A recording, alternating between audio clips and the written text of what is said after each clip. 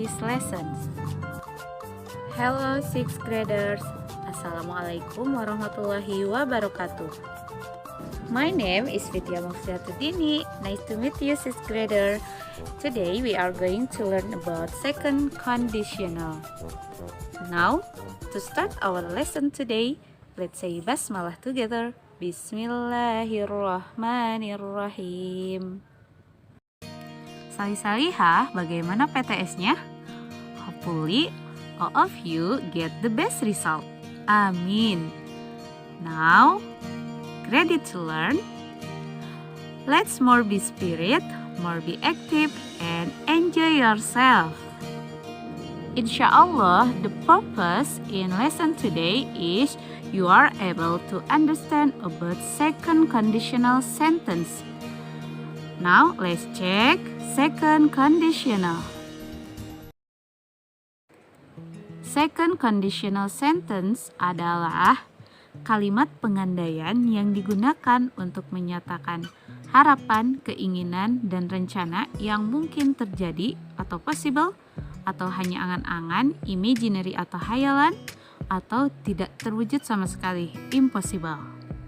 Oke, kita ulangi ya salih-salihah. Second conditional sentence adalah kalimat pengandaian yang digunakan untuk menyatakan harapan, keinginan, dan rencana yang mungkin terjadi atau possible, hanya angan-angan, hayalan, atau imaginary, atau tidak terwujud atau impossible.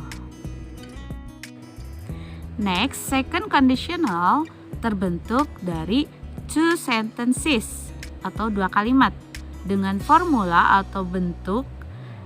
Kalimat pertama yang disebut if clause tersusun dari if, subject, and past verb atau bentuk kelampau. Lalu kalimat kedua main clause terdiri dari subject, would, and base verb. Perlu kalian ketahui, subject terdiri dari I, you, they, we, she, it. Kalimat pertama disebut dengan condition atau pengandaian itu sendiri. Lalu kalimat kedua merupakan hasil dari condition yang pertama atau result condition. Kita ulangi ya penjelasan barusan. Second conditional biasanya terbentuk dari two sentences yang memiliki formula sebagai berikut. Kalimat pertama terdiri dari if, subject, and past verb atau verb lampau. Lalu kalimat kedua terdiri dari subject, would, and base verb atau bentuk kata kerja yang seperti biasa. Kalimat pertama merupakan pengandaian dari sebuah aktivitas. Lalu kalimat kedua yaitu hasil dari pengandaian tersebut. For example, if I studied harder, I would pass the exam. Jika aku belajar lebih keras, aku akan lulus ujian. If I studied harder merupakan kalimat pertama atau condition atau if clause, kalimat pengandaian ditandai dengan adanya if yang berarti jika.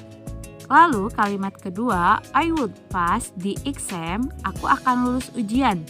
Itu merupakan main clause atau hasil atau akibat dari pengandaian kalimat pertama ditandai dengan adanya I would yang berarti aku akan. Gimana salih-salihah? Bisa difahami? Baik, kita ulangi ya. Lihat contoh di atas. If I studied harder, I would pass the exam. Jika aku belajar lebih keras, aku akan lulus ujian. Ingat, jika aku titik-titik, maka aku akan titik-titik. Tergantung kondisi dari action atau aktivitasnya. Ini mengandung arti bahwa karena jika adalah if clause pengandaian, maka situasi belajar lebih kerasnya masih dalam angan-angan atau keinginan, sehingga hasil atau resultnya belum pasti lulus ujian. Oke, let's next example. If she woke up in early morning, she would come to school on time. Kita perhatikan contohnya. Jika dia bangun lebih pagi, dia akan datang ke sekolah tepat waktu. If merupakan clause pengandaian atau kalimat pengandaian yang berarti jika. She merupakan subjek, dia perempuan. Lalu woke up merupakan bentuk lampau dari wake up. Semoga bisa dipahami ya kids. Next, lanjut ke kalimat yang kedua, yaitu she would come to school on time. Should di situ berarti she would. Nah, ini merupakan ciri dari kalimat kedua, second conditional. Lalu come merupakan base verb.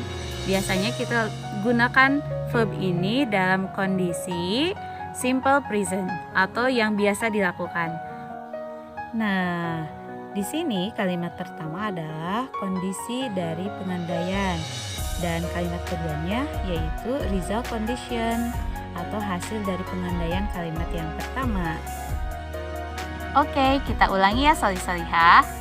If she woke up in early morning, she would come to school on time. Jika dia bangun lebih pagi, dia akan datang ke sekolah tepat waktu.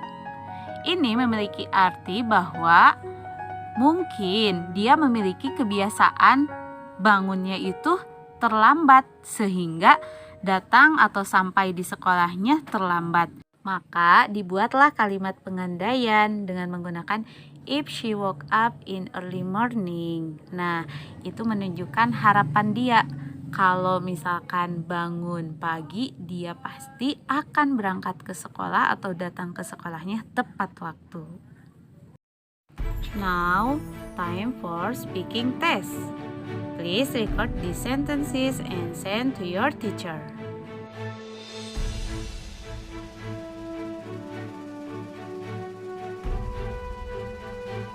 Oke, silahkan rekam kalimat tersebut. Ada 6 kalimat ya. Lalu kirim ke guru kalian masing-masing. Dan jangan lupa tulis translate atau terjemahannya. For example, if I saw a dinosaur, I would run away. Jika saya melihat dinosaurus, saya akan berlari. Alhamdulillah, conclusion for lesson today are second conditional sentence adalah kalimat pengandaian yang digunakan untuk menyatakan harapan, keinginan, atau rencana yang mungkin terjadi, possible, atau hanya angan-angan, hayalan atau imaginary, dan tidak terwujud atau impossible. Untuk susunan formulanya adalah if, subject, and past verb atau verb bentuk lampau, kata kerja bentuk lampau. Lalu subject, would, dan base verb atau kata kerja yang biasa digunakan sehari-hari. Keyword dari second conditional sentences ini adalah if yang berarti jika dan I would yang berarti saya akan. Alhamdulillah, time for closing. Orang mukmin yang kuat itu lebih baik dan lebih dicintai oleh Allah daripada orang mukmin yang lemah. Namun pada masing-masing dari keduanya ada kebaikan. Bersemangatlah terhadap hal-hal yang berguna bagimu. Mohonlah pertolongan kepada Allah dan jangan menjadi lemah. Jika kamu ditimpa sesuatu, jangan berkata seandainya aku berbuat begini, maka akan begini dan begitu. Tetapi katakanlah Allah telah menakdirkan dan kehendak oleh Allah pasti dilakukan. Sebab kata seandainya itu dapat membuka perbuatan setan. Hadis riwayat Muslim. Oke, saya time is up. Thank you so much and do the best for today. See you next time and don't forget do your test. Thank you so much and see you next time. Wassalamualaikum warahmatullahi wabarakatuh.